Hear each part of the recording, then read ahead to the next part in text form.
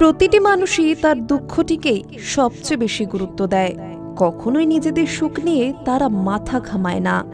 হয়তোবা এক ব্যক্তির জীবনে দুঃখের চেয়ে সুখের সংখ্যা বেশি, কিন্তু সেই ব্যক্তি দুঃখটিকে নিয়েই আফসোস করবে।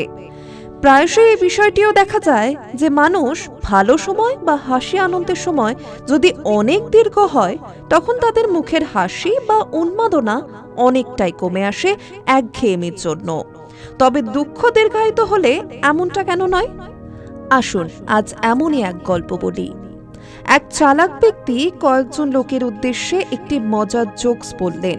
এটি শুনে সবাই পাগলের মতো হাসতে লাগলো। কিছুক্ষণ পর লোকটি সবার উদ্দেশ্যে আবার সেই একই জোকসটি বললেন। এবারও তাদের মধ্যে কয়েকজন লোক হাসলেন ও বাকিদের আর হাসি আসলো না। এরপর সেই চালাক ব্যক্তি একই জোকস বারবার বলতে লাগলেন। শেষে এমন অবস্থা হলো, সে বারবার একই জোকস শুনে হাসার মতো আর কেউই থাকলো না। এবার তিনি মুচকি হাসলেন এবং সবার উদ্দেশ্যে বললেন, দেখো, তোমরা একই জোকস শুনে বারবার হাসতে পারো না, তাহলে কেন তোমরা জীবনে পাওয়া কোনো একটা কষ্টের জন্যে দিনের পর দিন কাটতে থাকো?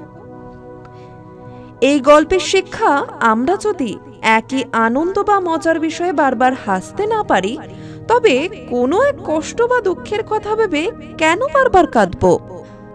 আজকের পডকাস্ট কেমন লাগলো অবশ্যই জানাবেন।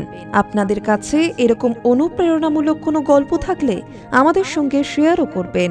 আপনাদের গল্প সবার কাছে পৌঁছে দেব আমরা আমাদের পডকাস্টের মাধ্যমে।